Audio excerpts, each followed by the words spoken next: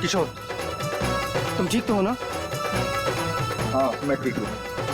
अरे अरे अरे, क्या हुआ तुझे? अब तक का तो मंडप तक नहीं पहुंचा और तेरे पैर पहले से लटकने लगे।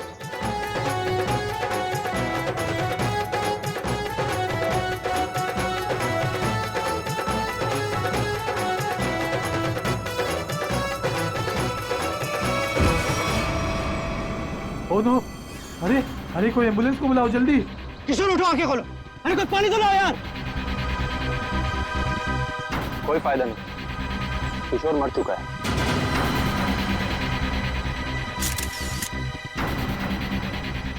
शादी की बारात में दूल्हे की मौत है? कैसे हुआ ये सब? है? तुम लोग थे ना यहाँ पे? सर, सब कुछ अच्छा भला चल रहा था, लोग नाच गा रहे थे। पता नहीं अचानक से क्या हो गया और किशोर गिर पड़ा।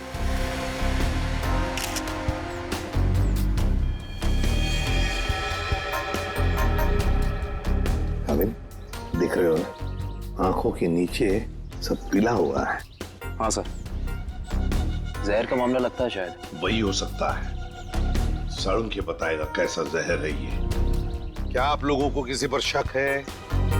किसने किया होगा ये? तो ये सब सिर्फ एक ही आदमी कर सकता है, सिर्फ एक ही आदमी। कौन? मेरे पिता।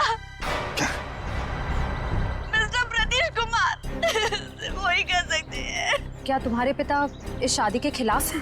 जी हाँ। वो नहीं चाहते थे कि हमारी शादी हो, क्योंकि ये उनकी तरह अमीर नहीं था ना। उन्होंने तो हमें धमकी भी दी थी कि अगर हम लोग उनके खिलाफ जाकर शादी करेंगे तो वो इसे मार देंगे। देखो, तुम्हारे पिताजी आए हैं शादी में? वो यहाँ पर नहीं है, लेकिन उन्होंने जरूर किसी को भेजा है मेरे किशोर को मारने के लिए। जरूर किसी को पैसे दिए। वो जो मुजरिम है ना, प्रवीण कोबला, वो पापा का बहुत अच्छा दोस्त है। उसी ने मारा मेरे किशोर को, उसी ने मारा है। सर, किशोर की जान को खतरा था और अदिति मैडम ने इनको सुरक्षा दिलवाई थी और पिछले 5 दिनों से हम इनकी सुरक्षा कर रहे थे। और उसके बावजूद ये सब हो गया। सर पता नहीं कैसे हो गया ये सब, हमने तो किसी को इनके आसपास भटकने तक नहीं दिया। हाँ, फिर भी लाश तो पड़ी है ना यहाँ पर। किसी को भटकने नहीं दिया। सर, इनमें से किसी ने मारा है मेरे किशोर को। इनमें से कोई मेरे पापा के साथ मिला हुआ है। इन्होंने मारा है। कैसी बदकिस्मत लड़की हूँ मैं। ये उसके खुद के बाप ने उसे शादी के दिन विवाह कर दिया। अदिति, चलो अंदर चलो। किशोर की जान को खतरा था, है ना? तो क्या उसे किसी सुरक्षित जगह पर रखा था? हाँ सर, एक सेफ हाउस में रखा था हमने। तो वहाँ पे आप लोग यानी सिक्योरिटी थी किशोर के साथ? जी सर, हमने इन्हें कभी अकेला नहीं छोड़ा। कहाँ पर रखा था किशोर को? कामिल, घर का कोना कोना छान मारो। सो हाँ। देख, तुम कौन हो? सर, ये घर की देखभाल के लिए है। तुम्हारी टीम का आदमी है ये? हाँ सर, ये हमारी टीम का आदमी है। अच्छा। सर। हाँ। सर वो देखिए सीसीटीवी कैमरा, कोई भी अजनबी घर के अंदर नहीं घुस सकता।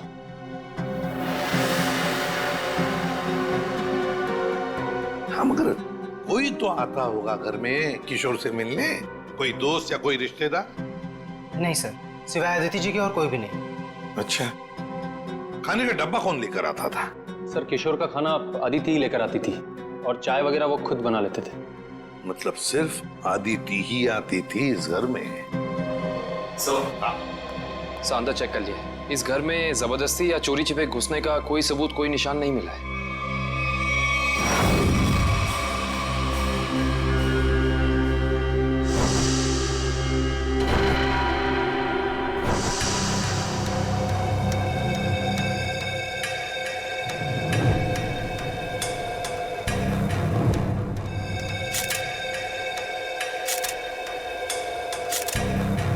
सर, ये किशोर के बाल इतने आसानी से हाथ में आ गए? हाँ तारिका, ये बालों का आसानी से हाथ में आ जाना, इसके आंखों के नीचे पीलापन, नाक में से खून बहना, होंठ सफेद हो जाना, गला सूज जाना, ये सब के सब एक ही बात की तरफ इशारा कर रहे हैं कि इसे ऑल्सो बैक्स्टर नाम के जहर से मारा गया है। मतलब रेडिएशन पॉइजनिंग? बिल्कुल बिल्कुल तारिका, इसके शरीर में विकिरण द्वारा जहर पैदा किया गया है, ऑल्सो बैक्स्टर से। सारे सिम्टम्स उसी तरफ इशारा कर रहे हैं। सर ये रेडिएशन का हम पे तो कोई असर नहीं होगा ना? नहीं तारिका, घबरा मत। इस जहर का असर तभी होता है जब किसी खाने या पीने की चीज के साथ ये जहर शरीर के अंदर जाए, अदरवाइज नहीं। तुम एक काम करो, तुम टेस्ट की तैयारी शुरू करो, तब तक मैं प्रद्युमन को बोल देता हूँ कि वो गीगर काउंटर का इंतजाम कर ले। हाँ, गीगर काउंटर मतलब? तारिका, गीगर काउंटर एक ऐसा यंत्र होता है जिससे एसीपी प्रद्युमन ये पता लगा सकेंगे कि उस सेफ हाउस में जहां पर इसे रखा गया था वहां पर ये ऑल्सो बैक्स्टर नाम के जहर का रेडिएशन है या नहीं, और अगर है तो कितना है। Okay sir, sure. Correct, ready है। ऑल्सो बैक्स्टर जहर, पता चल जाएगा ये जहर किशोर के शरीर के अंदर गया कहां से। ये हमारा डिवाइस अल्फा पार्टिकल रेडिएशन ये बता देगा। बारीक से बारीक चीज को भी चेक करो, देखो रेडिएशन मिलता है क्या। यस सर, करण।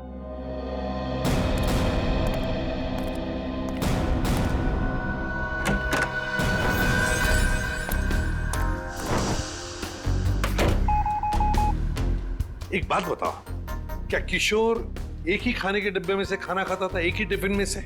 जी सर, एक ही टिफिन से। और ये टिफिन अदिति ही लाती थी? जी सर।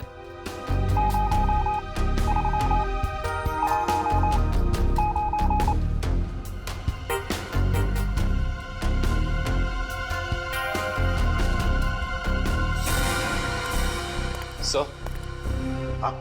पूरा किचन चेक कर लिया सर, ये रेडिएशन कहीं भी नहीं मिला। कहीं पर भी कोई भी रेडिएशन नहीं? No sir. अरे सालुंके साहब, आपने वो क्या यंत्र बताया था आपने? Geiger counter. हाँ, गीगर काउंटर। एसीपी साहब ने पूरे सेफ हाउस में इस्तेमाल किया, उसको अच्छी तरीके से चेक किया, मगर वो रेडिएशन का तो नामो निशान तक नहीं था। अरे ये कैसे हो सकता है? नहीं, ये तो नामुमकिन है। कोई गलती हो गई है इस यंत्र को इस्तेमाल करने में। गलती कैसे हो सकती है सर? सर कहीं गलती आप, मेरा मतलब है कि हो सकता है कि वो जहर मामूली जहर हो। एक बार टेस्ट की रिपोर्ट आ जाने तो सचिन, फिर पता लगेगा कि गलती हमसे नहीं हुई है। हवा में बात नहीं करता doctor Saluke, you understand that? X ray दिखाओ इन्हें। एक मिनट, एक्सरे दिखाओ।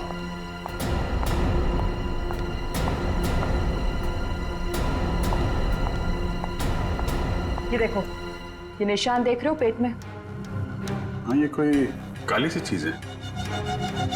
और ये काली चीज क्या है इसका पता इसकी ऑटोप्सी के बाद लगेगा, लेकिन मेरा दिमाग कहता है कि इस काली चीज का बहुत बड़ा हाथ है इस आदमी की मौत में।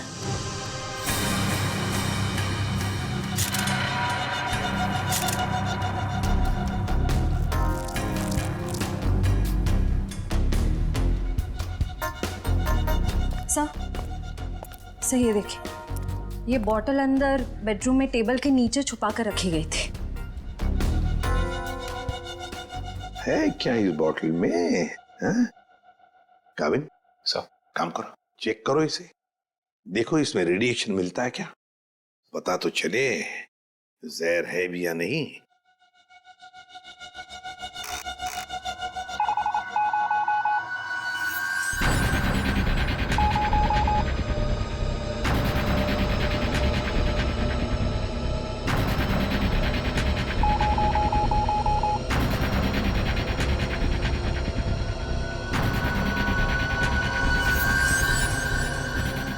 अगर इसमें रेडिएशन नहीं है तो इसका मतलब है ये वो जहर ऑल्सो बैक्स्टर नहीं है। क्या तुम लोग जानते हो क्या चीज है ये? नहीं सर। नहीं सर, इसके बारे में हम लोग कुछ नहीं जानते। काबिन, काम करो, शादी में जितने भी लोग आए थे, जितने भी लोग, उन सब से पूछताछ करो, एक एक करके पूछताछ करो अच्छी तरह से, यहां तक कि आदिति से भी पूछताछ करो। बचे आदिति के पिता प्रतीश कुमार।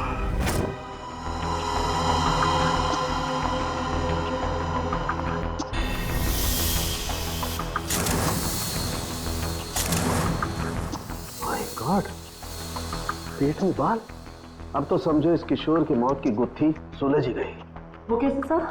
बताता हूं, तुम एक काम करो, पहले इन बालों को अच्छी तरह से साफ कर लो।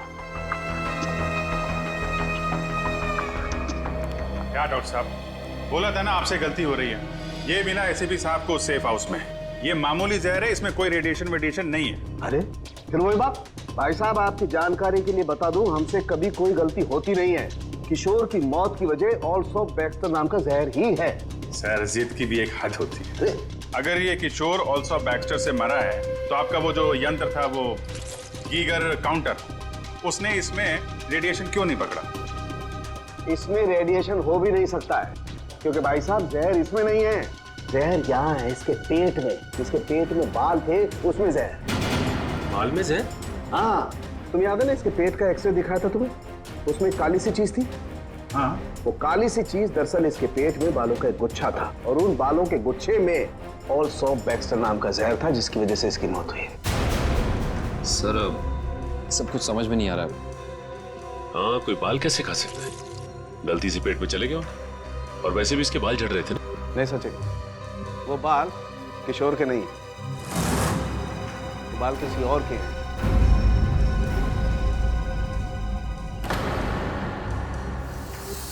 और उन बाल में ऑल्सो बैक्स्टर नाम का जहर था, जिसकी वजह से इसकी मौत हुई है।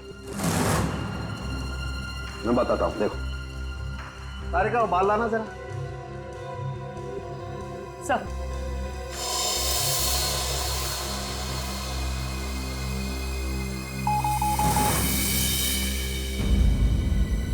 देखा, बाल में जहर है। एक मिनट। तो आप ये कहना चाहते हैं किशोर शिकार हुआ किसी और के सिर के बाल से, जो उसके पेट में गया, और चूंकि बाल जहरीला था इसलिए मर गया बेचारा ये। एग्जैक्टली। तो फिर उस आदमी के शरीर में भी तो जहर होगा जिसका ये बाल है। यकीनन। My God. अच्छा, ये बाल इसके पेट में कब गया? कितने दिन पहले? लगभग 7-8 दिन पहले। मतलब उसे प्रोटेक्शन मिलने से पहले? मैं बताता हूँ डिटेल में, आओ।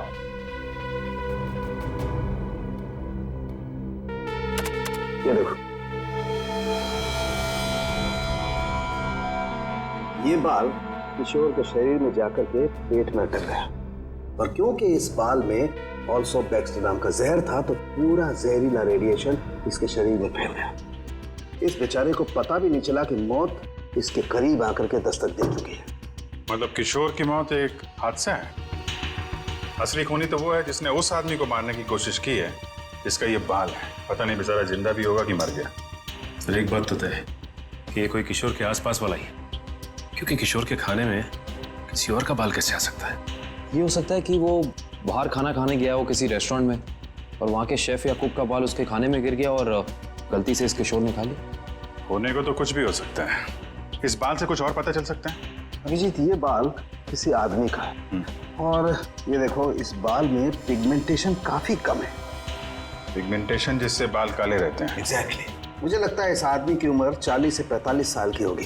देखो, इस बाल की जड़ें सफेद हैं। अरे डॉक्टर साहब, जो इसके पेट से बाल निकले हैं वो तो सारे काले हैं। रेड आई का मतलब समझते हो ना? उसी का कमाल। ओह, अच्छा सर, ये ऑल्सो बैक्स्टर, ये तो बहुत ही खतरनाक जहर है, तो आसानी से तो मिलता नहीं होगा। बिल्कुल नहीं मिलता। अब जी, काम करो, पता लगाओ कि हाल ही में किसी एटॉमिक लैब से ये जहर चुराया तो नहीं गया। अगर ये पता लग गया दोस्त, हम खूनी तक पहुंच जाएंगे। करेक्ट। सर इस बोतल में तो जहर ही है, पर एक बात समझ में नहीं आ रही कि कोई अपनी पसंद की लड़की से शादी करने से पहले खुद की जान क्यों लेगा? हो सकता है कि किशोर डरा हो इस बात को लेके कि कहीं अदिति के पिता के गुंडे उसे पकड़ न ले, और उसने ये सोचा हो कि क्यों ना जहर खाकर खुद में अपनी जान देता। सोचने वाली बात यह है कि किशोर के पेट में बाल गया 1 हफ्ते पहले, जब वो अपने पुराने घर में था। तो हमारी अगली मंजिल है किशोर का पुराना घर। अच्छी तरह से तलाशी लो घर की, देखो क्या मिलता है। सर, किशोर और अदिति के प्यार ने एक बार फिर से साबित कर दिया कि सच्चा प्यार जात पात या अमीरी गरीबी जैसी चीजों को अपने आगे टिकने नहीं देता। पर अफसोस, उनकी ये प्रेम कहानी उसी दिन खत्म हुई जब वो हमेशा के लिए एक होने वाले थे। सर, किशोर के दोस्त ने बताया है कि हाल फिलहाल में ही वो दिवालिया हुआ है, और तभी से उसकी हालत ऐसी तंग हो गई। बस सवाल ये उठता है कि किशोर के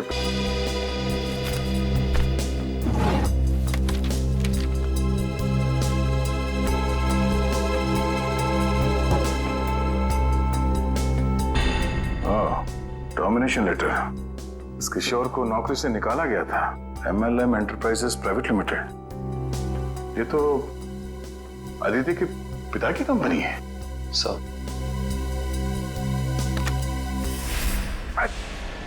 सर हाँ बेटी, बासी खाना है। एक मिनट।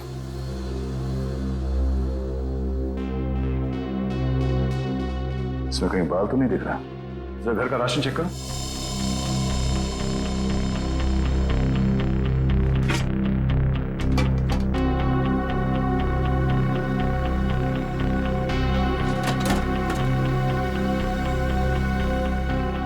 नहीं सर, इस घर में जरा सा भी राशन नहीं है कहीं भी। नो, इसका मतलब ये खाना यहां नहीं पका है, बाहर से आया है।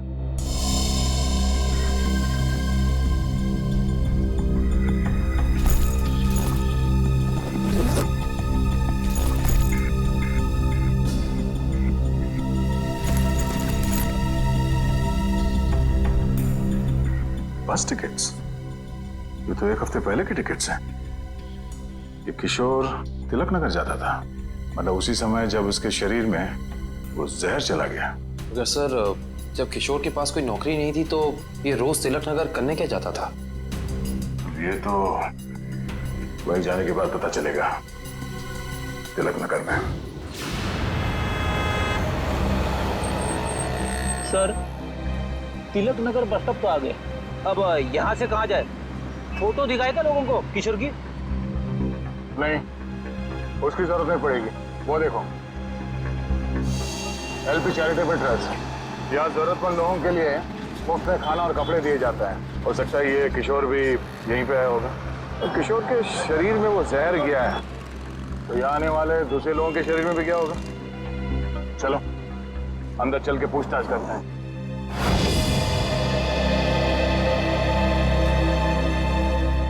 एक्सक्यूज मी, हम लोग CID से। यह मैनेजर कौन है? जी मैं ही हूँ सर, अविनाश। पर यहाँ पे CID का क्या काम? इसे पहचानते हैं आप? किशोर नाम है इसका। सर ये तो अक्सर आता था यहाँ खाना खाने, पर कुछ दिन से नहीं आ रहा। सर इसे क्या हुआ? किसी ने इसका खून कर दिया। क्या? खून? और आपको ये बात जान के धक्का लगेगा कि इसकी मौत की वजह आपके यहाँ खाए खाने से जुड़ी हुई है। जी क्या मतलब? हमें इसके पेट के अंदर से बाल मिला है, जो शायद खाने के जरिए इसके पेट में गया है, और उस बाल में जहर था। अल्सूफ बैक्स्टर नाम का बहुत ही खतरनाक जहर। सर क्या कह रहे हैं आप? हम तो बहुत सावधानी बरतते हैं लोगों को खाना देने से पहले। ये हमारा बावर्ची है, इससे आप पूछ सकते हैं। अब ये बताइए कि किसी और ने भी शिकायत की थी खाने में बाल होने की? हाँ सर, कुछ शिकायतें आई तो हैं। साहब मैंने पूरी सब्जी फेंक दी थी जिसमें बाल निकले। पर किशोर को कैसे पता नहीं चला कि उसके खाने में बाल है? वो इसलिए क्योंकि उसकी आंखें बहुत कमजोर थी, बहुत हाई पावर का चश्मा पहनता था और शायद उस दिन उसने वो चश्मा ना पहना हो।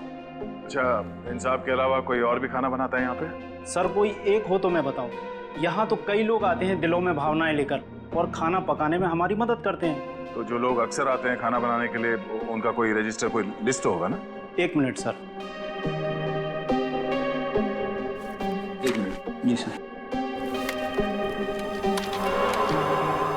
सर इसमें तो 70-75 लोगों के नाम है। कैसे पता चलेगा कि किशोर के खाने में किसका बाल गया था? याद है ना डॉक्टर सालुंके ने क्या कहा था? उस आदमी की उम्र 45-50 साल है और वो बालों को डाई करता है। 45-50 साल और बालों को डाई करता है? और शायद उसकी तबीयत भी अभी खराब होगी, क्योंकि उसके बालों में जहर है, तो वो जहर उसके शरीर में फैल गया होगा। हाँ साहब, वो शायद रमेश जी ही होंगे, इसलिए कि जो आप उम्र बता रहे हो ये उनकी थी। और साहब वो भी बाल रंगते थे और करीब करीब साहब वो एक हफ्ते से यहाँ आए भी नहीं। रमेश? हाँ सर। जरा उसका एड्रेस देना हमें।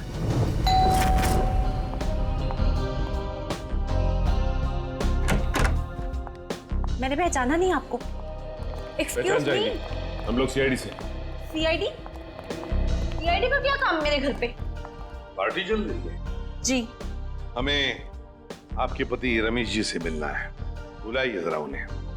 अफसोस, आपने आने में थोड़ी देर कर दी। 4 दिन पहले ही उनकी मौत हुई है। क्या? जी। रमेश की मौत हो गई? कैसे? एक रोड एक्सीडेंट में। Road accident? आपके पति की मौत हो चुकी है और आप यहाँ जश्न मना रही हैं। किसी के जाने से जिंदगी तो नहीं रुकती, जाने वाला चला गया। सुन लिया? सही है। ये मौत हुई कैसे? इसमें भी रमेश की गलती थी, गाड़ी चलाते चलाते सो गया। वो कहते हैं ना, नजर हटी दुर्घटना घटी। सर ये एक्सीडेंट जहर की वजह से ही हुआ होगा। क्या बात है अलीशा, सीआईडी यहाँ क्यों? रमेश की मौत की पूछताछ करने आए हैं। आपकी तारीफ? ये मेरे दोस्त हैं राहुल। अरे छोड़िए ना ऑफिसर, जो चले गए उन्हें क्या याद करना। आइए आप लोग भी हमारे साथ पार्टी एंजॉय करिए। ज्यादा बात मत करना, समझे? यहाँ एक मौत की पूछताछ हो रही है, समझे आप? इनके पति रमेश की मौत हुई है जहर से। हमें तो शक होने लगा है कि रमेश को जहर तुमने ही दिया होगा और शायद उसमें इनकी मदद ली होगी आपने। आप मुझ पर शक कर रहे हैं? जी हाँ, कुछ कहना है आपको?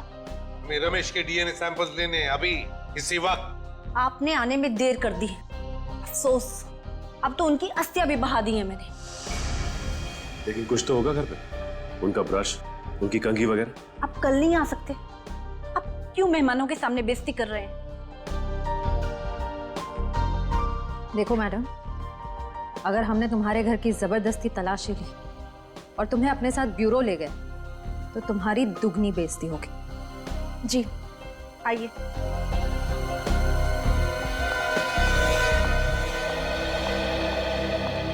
ये रहा रमेश का ड्रेसिंग टेबल और ये रहा उसका कॉम।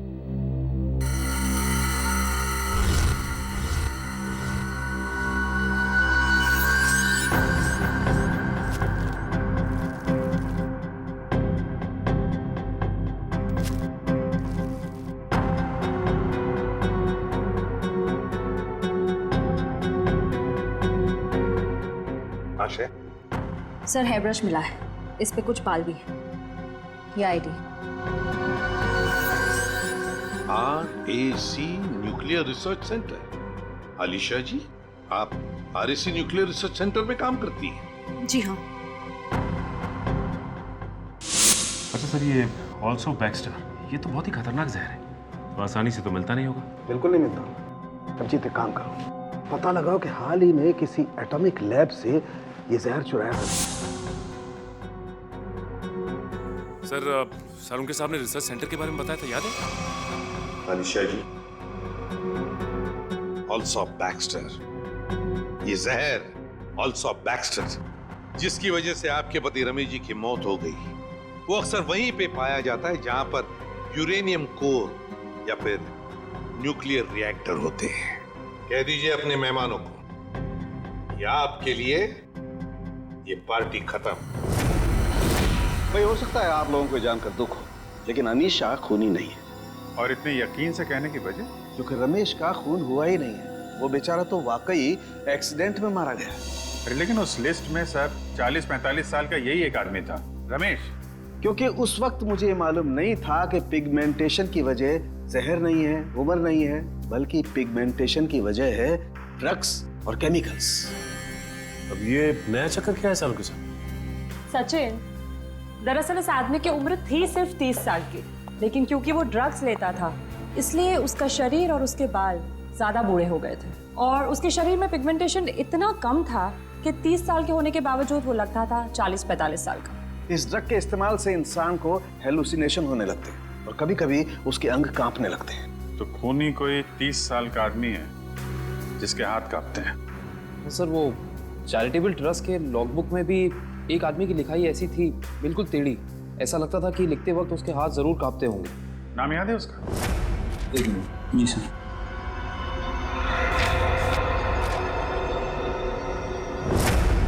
हाँ सर, निशांत कुमार। निशांत कुमार, पता लगाओ इस निशांत कुमार का एड्रेस। बताइए सर, हम सबको यहाँ क्यों इकट्ठा किया है? कुछ पता चला मेरे बेटे निशांत का? नहीं माजी, अभी तक नहीं, पर हमें शक है कि निशांत पे किसी जहर का असर हुआ है। क्या? वहाँ संभालिए अपने आप को। आपको इस बात का पता कैसे चला? हमने कहा ना, हमें शक है, यकीन नहीं है। आप ये बताइए, ये निशांत है कहाँ? जी वो 4 दिन पहले दिल्ली के लिए निकले थे, वहाँ से उनका SMS आया कि वो सही सलामत दिल्ली पहुँच गए हैं उसके बाद से उनसे कोई संपर्क नहीं हो पाया। क्या वो एसएमएस हम देख सकते हैं प्लीज?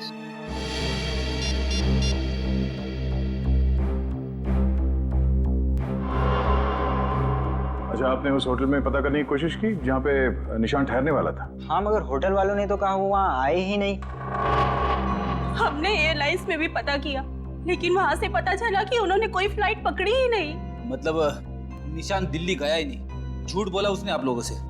मुझे तो कुछ भी समझ नहीं आ रहा है कि ये सब हो क्या रहा है। या, संभालो अपने आप।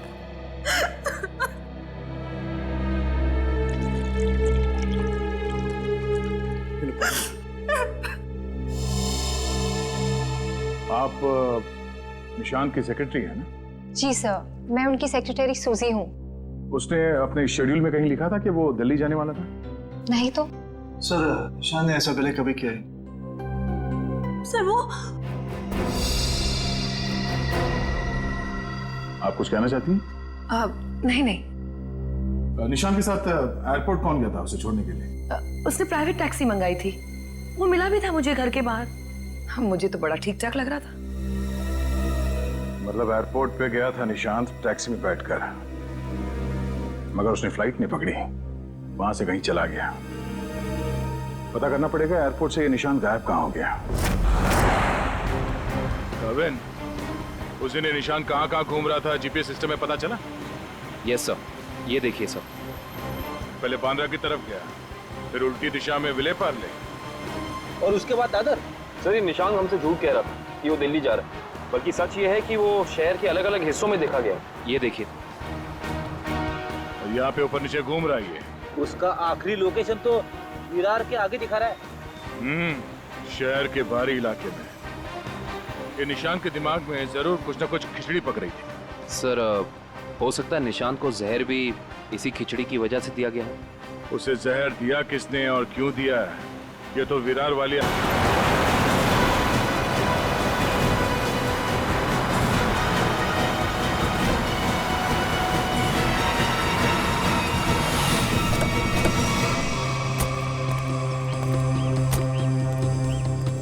ये है वो जगह जहां आखिरी बार निशान के मोबाइल ने जीपीएस नेटवर्क पकड़ा था। अजीब बात है ना सर, कोई भला अपनी फ्लाइट मिस करके ऐसी जगह पे क्यों आएगा?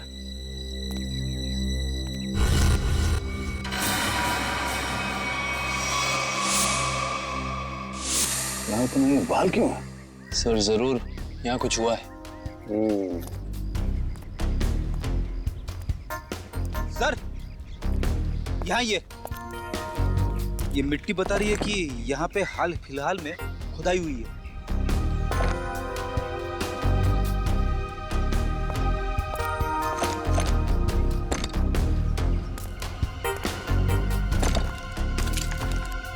सारी जगहों को खोदो जल्दी।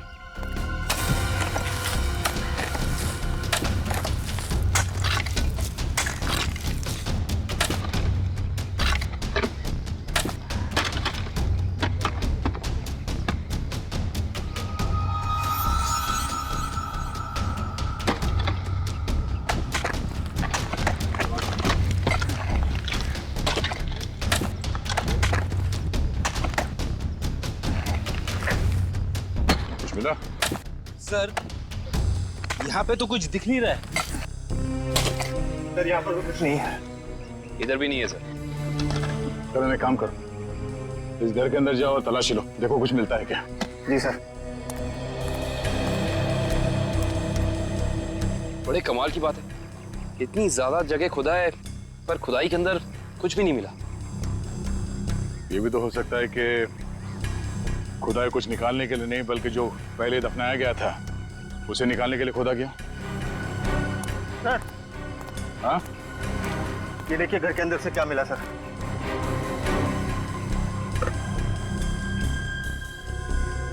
तो इसका मतलब है ये निशांत अपने नशे की बुरी लत को यहाँ पे आके पूरा करता था। और सर, 2 ग्लासेस हैं, इसका मतलब इस निशांत के साथ जरूर कोई दूसरा आदमी भी था। हाँ, वही होगा जिसने निशांत को जहर दिया। सर, आप रेडी? ये देखिए, यहाँ पे किसी का हाथ है। ये देखिए। मिट्टी हटाओ।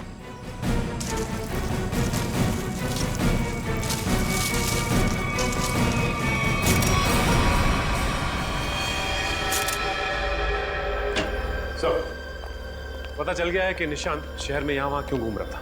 ड्रग्स की तलाश में। डेचू ने बताया कि ड्रग्स की तलाश में वो सभी डीलर से जाके मिला इस इलाके के। और वो जहर एल्सॉप बैक्स्टर, वो कहाँ से चोरी हुआ, कुछ पता चला? यस सर, अगेस्टोल इलाके के एक रिसर्च लैब से। हाँ, मगर ये चोरी क्यों हुई और किसने की ये अभी तक पता नहीं चल पाया सर। डॉक्टर साहब, ये निशांत ये कितने दिन पहले मरा है? 4 दिन हो गए इसकी मौत को। 4 दिन पहले? अब ये क्या बात कर रहे हैं सर आप? 3 दिन पहले इस आदमी ने SMS भेजा है अपनी वाइफ को। सोचना भी मत अभिजीत कि हम लोगों से गलती हुई है। बॉस, इसकी लाश पर से मुझे कीड़े मिले, वो कीड़े जो इंसान के मरने के बाद उसके शरीर पर पाए जाते हैं, जिन्हें मैगट्स कहते हैं। और इन कीड़ों ने लाश के ऊपर जो अंडे दिए हैं वो 4 दिन पुराने हैं। इसका मतलब बात साफ है, इसकी मौत को 4 दिन हो चुके हैं। मतलब निशांत ने अपनी पत्नी को SMS नहीं भेजा है, किसी और ने भेजा है, शायद उसके खूनी ने। लेकिन खूनी ने ऐसा किया क्यों होगा? ताकि ये लोग पुलिस में इसके गायब होने की रिपोर्ट न लिखाएं और उसे थोड़ा और वक्त मिल जाए वो चीज ढूंढने के लिए जिसकी वजह से वो सारे गड्ढे खोद रहा था। एक बात और अभिजीत, उस आदमी की निशांत के साथ मरने से पहले हाथापाई हुई है। ये देखो, इसकी गर्दन पर यहाँ दाईं तरफ कुछ खरोंच के निशान है और यहाँ बाईं तरफ ये चोट के निशान है।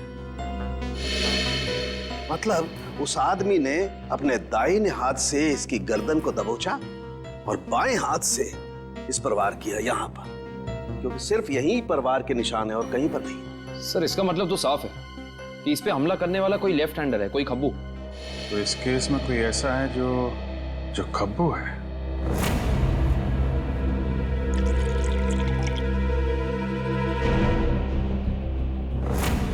सर, दीपक निशांत का दोस्त?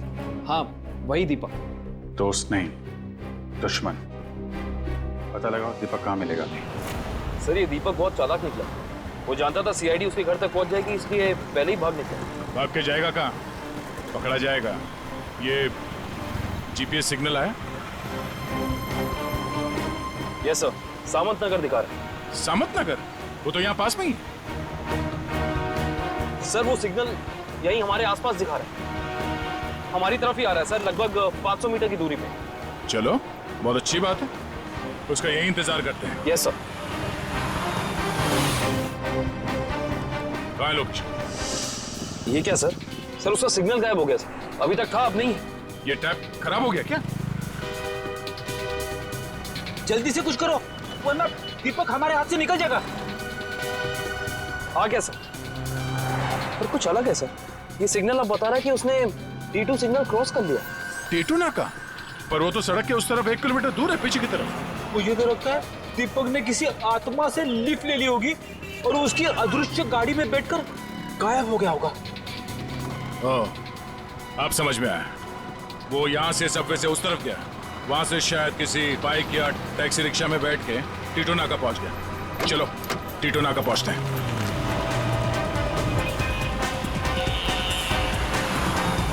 वो हमारे आसपास ही है सर। कहाँ है? दिख तो नहीं रहा। आ रहा है।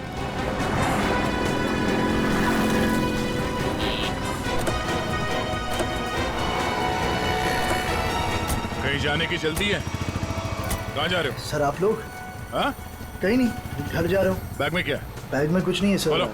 सर कपड़े हैं सर। बैग खोल। दिखा। सर कुछ नहीं है बैग में सर। सर कपड़े ऐसे होते हैं?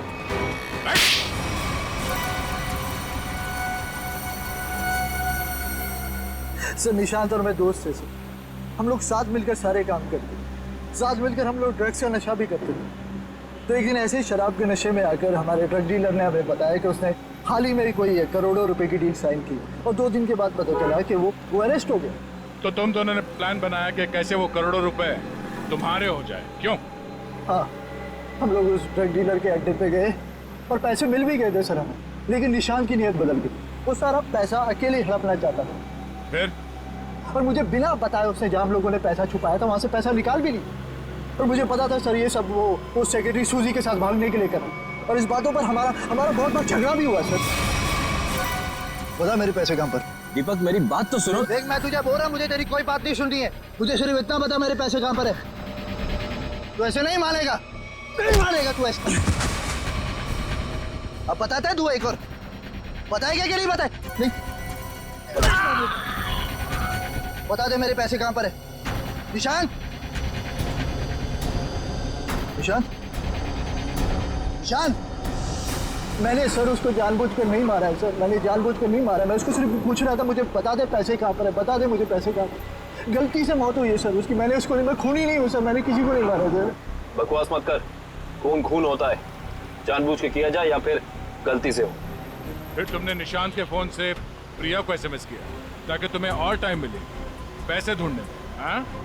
हाँ, मैंने निशांत की लाश को दफना दिया और आसपास पैसे ढूंढने की कोशिश भी की, और जब मुझे पैसे मिल गए मैंने सोचा कि मैं नई जिंदगी शुरू करूंगा। नई जिंदगी शुरू करेगा तू, शुरू करेगा, मगर जेल में।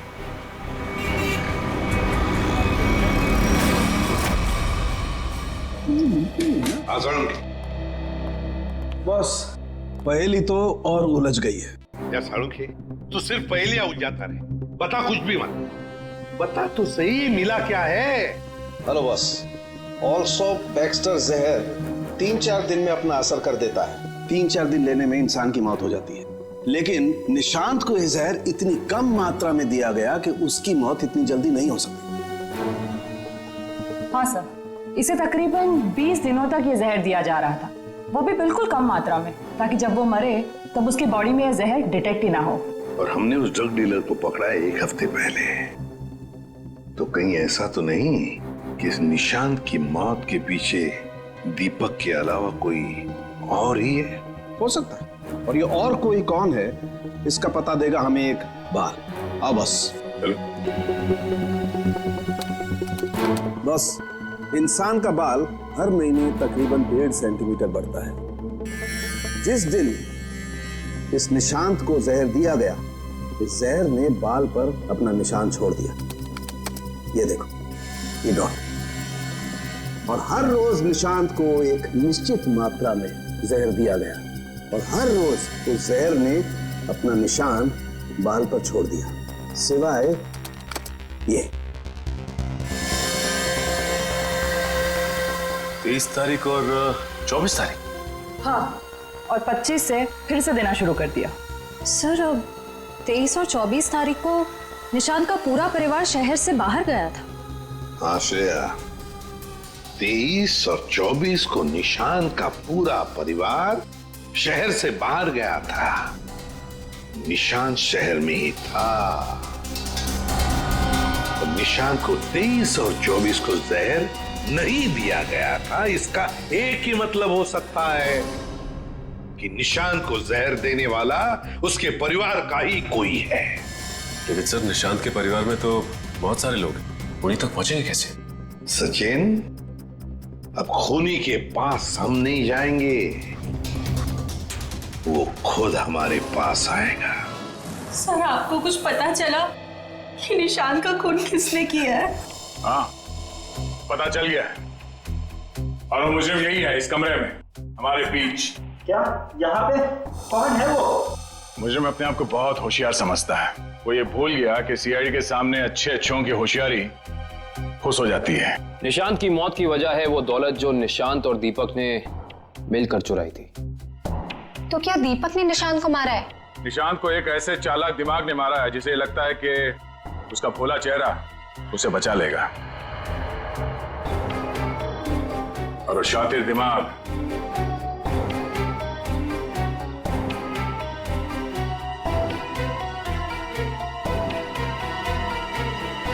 तुम हो। ये क्या कह रहे हैं आप? मैंने किसी का खून नहीं किया है। झूठ मत बोलो। अब ये भी जानते हैं कि तुमने वो जहर कहां से चुराया। अपना ड्रामा बंद कीजिए सूजी जी। जहां निशांत मारा गया, हमें वहां से आपके बाल मिले। जरूर कोई मुझे फंसाने की कोशिश कर रहा है। मैं निर्दोष हूँ। गिरफ्तार कर लो इसे। छोड़ दीजिए मुझे, मैंने कुछ नहीं किया। इसे सजा कानून नहीं, इसे एक पत्नी देगी। मैं छोड़ूंगी नहीं इसे। प्रिया, इसे सजा अदालत ही देगा। अब अब तो आप लोगों को पता चल गया होगा कि सीआईडी और फॉरेंसिक साइंस के सामने कोई मुजरिम छुप नहीं सकता। हमारे पास फॉरेंसिक लैब में वो डीएनए सैंपल है। कल उस डीएनए सैंपल के टेस्ट के बाद पता चल जाएगा कि वो मुजरिम सूजी ही है।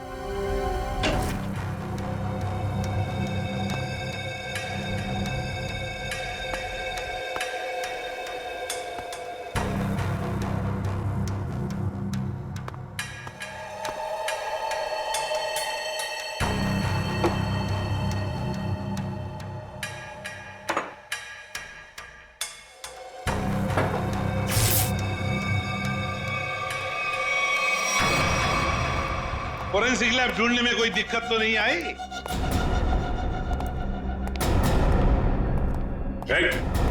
भागने की कोशिश भी मत करना। तुम्हें क्या लगा ये बच्चों का खेल है?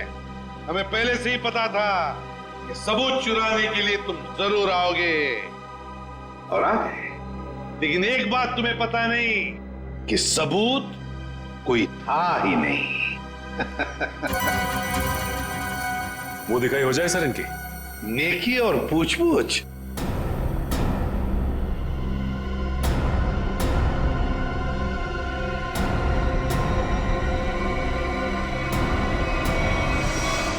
उससे प्राइवेट टैक्सी मंगाई थी, वो मिला भी था मुझे घर के बाहर।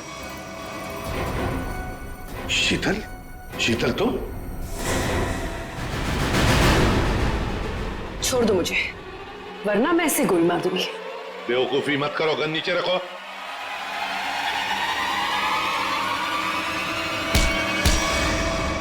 सीआईडी को मारना तेरे बस की बात नहीं है।